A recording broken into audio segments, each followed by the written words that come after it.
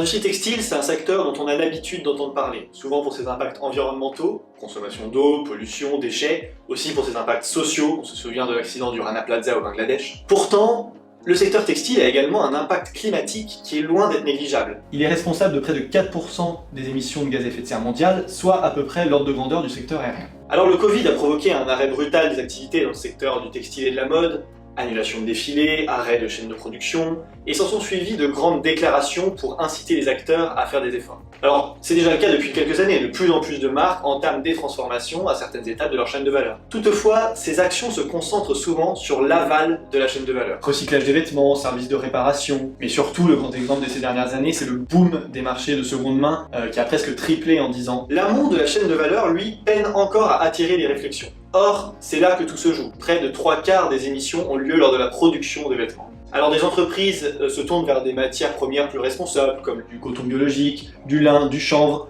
pour remplacer le polyester qui lui est très émetteur de gaz à effet de serre. D'autres entreprises vont même jusqu'à s'imposer des quotas de production ou instaurer des systèmes de précommande. Donc ces initiatives individuelles mènent à de réelles avancées qui mériteraient un passage à l'échelle.